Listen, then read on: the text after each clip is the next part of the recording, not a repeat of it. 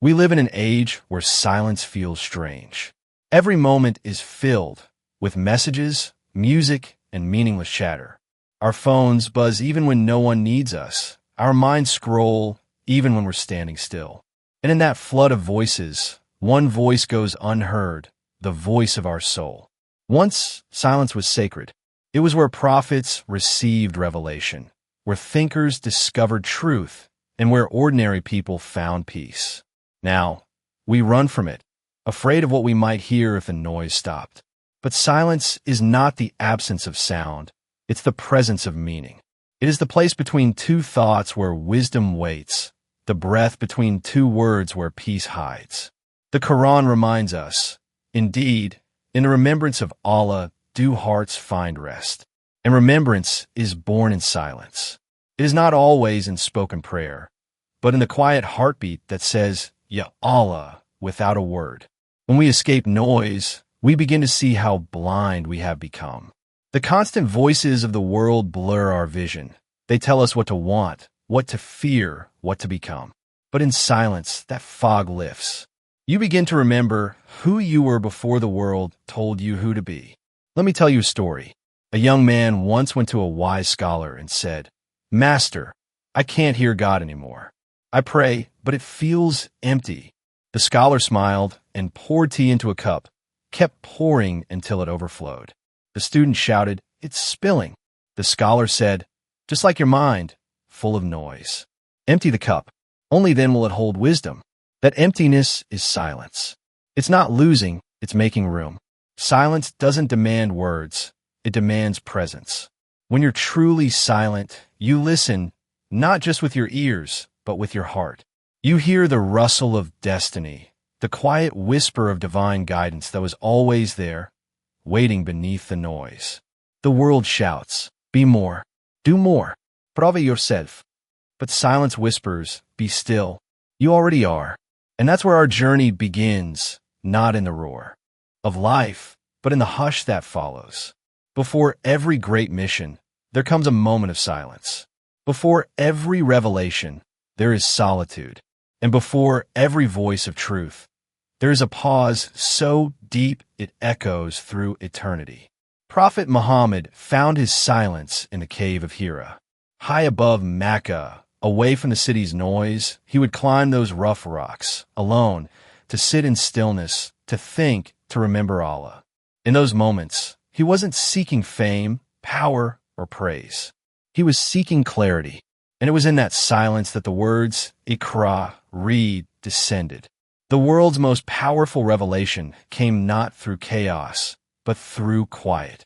That moment changed human history, and it began with a man alone in silence, listening not to the world, but to the whisper of the divine. Every prophet, in some way, was called into silence before their mission. Moses Musa spoke to Allah on Mount Sinai, not through noise or crowd, but in sacred isolation where even sound bowed in reverence. Isa, Jesus, retreated into the wilderness. Fasting and meditating before his journey, began finding strength in the stillness between the winds and the stones. Even Prophet Yunus, Jonah, when swallowed by the whale, was surrounded by the deepest silence of all darkness upon darkness, and yet his whisper, La ilaha illa anta, subhanaka, inni kuntu minaz zalimin, became a cry that shook the ocean and reached the heavens. That is the power of silence. It transforms pain into prayer, and prayer into deliverance. Silence, in its purest form, is not emptiness. It is where Allah speaks without words, where the soul remembers its source. When Prophet Muhammad returned from Hira after revelation, he was trembling, not from fear, but from awakening. That's what silence does. It wakes up what the world has put to sleep. We talk too much, yet understand too little. But those who embrace silence, they see, they hear the guidance that noise tries to drown. And this truth is universal. Across all ages and all faiths, the seekers of light found it not in the crowd, but in solitude. Buddha sat under the Bodhi tree. In silence, he found enlightenment. The mystics of every tradition, Sufis, monks, sages, all agreed. Silence is the language of God. As Jalaluddin Rumi said, silence is the language of God. All else is poor translation. So if you seek wisdom, if you seek clarity, then go where the prophets went, into the quiet corners of your heart. Because revelation doesn't always come as words. Sometimes it comes as understanding. But silence is not always peaceful. At first, it can be heavy because silence reveals what you've buried. Your regrets, your fears, your truths. That's why many people run from it. But the prophets didn't run. They sat with it patiently. And through that silence, they found light. Maybe you too are in your cave of Hira right now, lost, questioning, waiting for something. Remember, silence might feel like emptiness, but it's where your destiny is being written. The story of the prophets teaches us that silence is not absence, it's preparation. Before greatness comes solitude. Before wisdom, reflection. Before revelation, stillness. And if you can learn to befriend silence, you will begin to hear what the world can never teach, the voice of your own soul whispering the truth.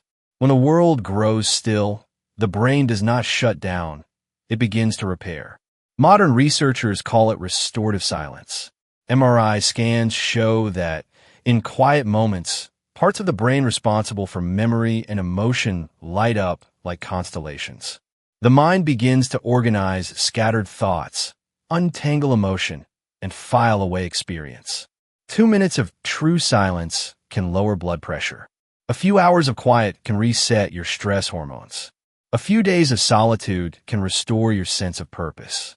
It's as if the Creator designed our minds to heal only in calm, like oceans that settle after the storm.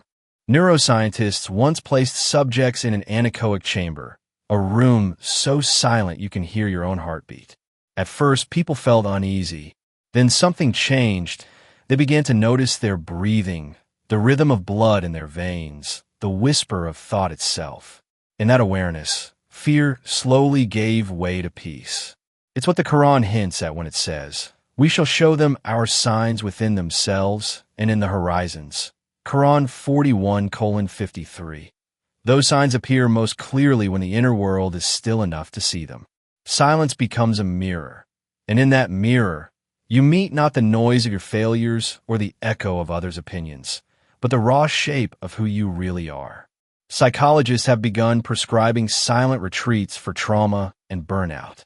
They've discovered that when people spend a few hours away from devices and speech, their anxiety drops and empathy rises. The Prophet Muhammad once said, "He who believes in Allah and the last day, let him speak good or remain silent." Bukhari and Muslim. Modern psychology agrees. Harmful speech harms the speaker first. Every word we utter drains mental energy. Every pause refuels it. That is why dhikr, the quiet remembrance of God, is so healing. The tongue may whisper softly, but the heart becomes lighter. Silence, joined with remembrance, becomes a form of medicine. There's a story of a woman who lost everything she loved. For months, she could not pray without tears. Then one morning, she went to the garden behind her home and simply sat. The birds sang. The wind moved through the leaves. She said nothing. Minutes turned to hours. In that stillness, the ache loosened. She later said, "That day I didn't hear an answer from heaven. I felt it." Science would call it a nervous system reset. Faith would call it sakina, the tranquility that God sends to hearts that surrender. Silence can feel lonely until you realize it connects you to everything, to your breath, to the pulse of the earth, to the presence that never leaves. When you close your eyes and let the noise fade, you begin to sense the same rhythm that holds galaxies in orbit. Every creature has its own silence. The tree waiting for dawn, the ocean before the tide, the heart before prayer. We are all tuned to a divine frequency that only stillness can receive. If you want to begin healing through silence, create a daily pocket of quiet, 5 minutes without music or scrolling. Observe, don't judge, let thoughts pass like clouds. Whisper remembrance, even a soft alhamdulillah grounds you. Listen to creation, the sound of wind, water, or rain is God's lullaby to the heart. These small moments open great doors. Because the more silent you become, the more the world begins to make sense without explanation. When the prophet withdrew to Hira, when Musa stood before the burning bush, when Isa walked through the wilderness, their bodies were still, but their souls were in dialogue with the divine. Science measures brain waves. Faith measures surrender. Both point to the same truth. In silence, we are closest to our Maker. There's a silence that comes not from choice, but from waiting. The silence of unanswered prayers, delayed dreams, unspoken hopes. It can feel like a void, but in truth, it is the cradle of patience. The Qur'an reminds us again and again. Indeed, Allah is with those who are patient. Notice that it does not say Allah rewards the patient. It says He is with them, right there in the stillness of the pause. That nearness itself is the reward. Patience is not passive. It is the soundless struggle between the heart that wants and the heart that trusts. In Arabic, sabr comes from a root meaning to bind or to restrain. To practice sabr is to hold yourself steady when every impulse wants to speak, complain, or act too soon. Every prophet lived this lesson. Ayyub, Job, sat in the silence of pain for years. Yet his heart whispered, Alhamdulillah. When everything left him, health, wealth, family, he still held on to gratitude. And when healing came, it came quietly, as morning follows night. Yusuf, Joseph, spent long seasons in prison. No voices, no companions, only faith and time. When the doors finally opened, he did not cry out in anger. He said, Indeed, my Lord is subtle in His plan. This is what waiting in silence teaches, that the plan is already moving, even when we hear nothing. There are nights when you speak to heaven and the answer is silence. But silence does not mean rejection. It often means preparation. The seed does not hear the sun while it grows beneath the earth. Yet one morning, it breaks through and sees light. Every dua is heard the moment it leaves your lips. The prophet told us, Your prayer is answered so long as you do not grow impatient and say, I prayed, but I was not answered. Bukhari and Muslim. The quiet period between prayer and answer is the field where faith grows roots. If you rush it, the roots remain shallow. If you wait, the tree becomes strong enough to bear fruit. Silence and patience weave through all sacred stories. In the Bible, Elijah seeks God in thunder and fire, but finds Him in a still small voice. In Eastern teaching, the lotus waits beneath the mud before it blooms. In Sufi poetry, Rabia al-Adawiyya said, I am not waiting for paradise. I am waiting only for Him. Every tradition whispers the same truth. Waiting is not emptiness. It is transformation. How do we wait well? 1. Breathe remembrance. Each breath can be a prayer. Yasaba, O patient one. 2. Release control. The clock of heaven does not run on human time. 3. Serve while you wait. Good deeds water the garden of answered prayers. 4. Trust the silence. If nothing moves, maybe it's because something unseen is being aligned. The truth is, silence and sabr are siblings. Both demand surrender. Both require faith strong enough to sit with the unknown, and both in the same way with peace. Because when the appointed hour arrives, when the page of destiny turns, you will understand that every quiet night was part of the conversation. Silence is not the absence of God's voice. It is His classroom, and patience is the language He uses to teach us trust. There's a kind of listening that has nothing to do with ears. It is the listening of the heart, that quiet awareness that feels truth long before the mind explains it. Every human being carries two voices. One is loud, practical, filled with logic and fear. The other is soft, steady, and usually drowned beneath the first. That second voice is the heart's language. The Qur'an hints at it when it says, It is not the eyes that are blind, but the hearts within the chests. Silence trains you to hear that inner guidance. When the outside world quiets down, you begin to detect the pulse of conscience, a feeling that says this path is right or stay away from this. It is subtle, but unmistakable. When Abraham, was shown a dream that he must sacrifice his son, he did not hear thunder or see lightning. He felt certainty in his heart that it was from God. That clarity did not come from noise, it came from stillness. When Mary, withdrew from her people, carrying a heavy secret, she heard an unseen voice near the palm tree telling her not to grieve. The voice spoke into the silence of her fear, and she found strength there. Listening of the heart is the bridge between the unseen and the seen. Mystics across faiths recognize this same truth. A Zen teacher calls it beginner's mind. Christian monks name it the still small voice. Sufi masters describe it as Kalb Sam, the hearing of the heart. Different words, same silence. When you sit quietly, you begin to sense that this awareness has no boundary of language or creed. It is the human soul remembering its source. A mother suddenly knows her child is in distress. Before the phone rings, a traveler pauses at a crossroads, uncertain, then feels an inner pull to take one road, later discovering that the other was blocked. A young man prays for guidance about a job, then wakes with calm certainty, though no one advised him. People call it instinct, intuition, or inspiration. The believer knows it as divine guidance through the heart. The prophet said, "Seek a verdict from your heart, even if people give you a verdict."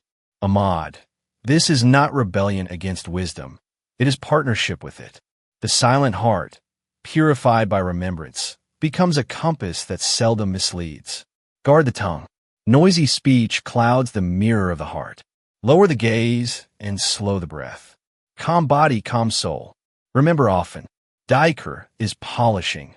The more you polish, the clearer the reflection. Forgive quickly. Anger is static that blocks reception. When the heart is light, guidance flows like clear water. Imagine sitting alone under a night sky. No screens, no voices, only stars and breath. At first the mind rushes with unfinished thoughts. Then gradually they fade. What remains is a feeling not loud, not dramatic, just a quiet knowing that you are seen, sustained, and guided. That is the heart speaking and God answering without words. The journey of silence begins with closing your lips, continues with opening your heart, and ends when you realize that the two were never separate. For when the heart listens, the whole world speaks in harmony. Not all silence is loneliness. Sometimes silence is love wearing no words. We often think connection means conversation, that love must always speak, explain, or justify.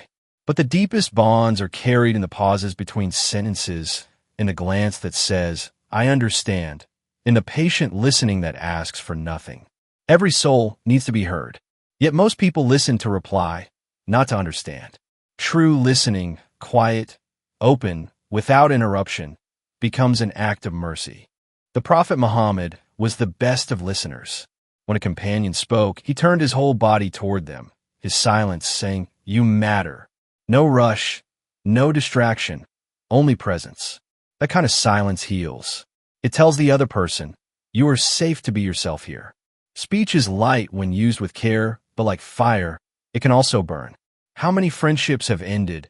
How many families broken because words were spoken in anger that silence could have softened? The Qur'an guides, and speak to people good words. Sometimes the good word is no word at all. A quiet breath before replying, a moment of patience before argument. These small silences guard great love. One night a man complained to the Prophet about his temper. The Prophet said simply, "Do not get angry." He repeated it again and again. In modern terms, he was teaching emotional silence, that brief space between feeling and reaction where wisdom lives. In every culture, silence around elders, teachers, and in places of worship carries meaning. It is not fear, it is reverence. Even angels remain silent when revelation descends. The Prophet said, "Whoever believes in Allah and the last day, let him speak good or remain silent." To remain silent before someone's pain or greatness is to admit, "I cannot add anything better with my tongue." That humility strengthens relationships far more than endless talk. Think of two old friends sitting together without the need to speak. A parent holding a child who has no words for grief, a husband and wife watching the sunset after years of struggle. No sentences, only presence, and yet hearts communicate volumes. This is the secret language of affection, the one silence that is not distance but closeness. In the digital world, silence often feels like disconnection. We measure love by replies, by likes, by constant noise. But relationships breathe through space. Without pause, conversation becomes clutter.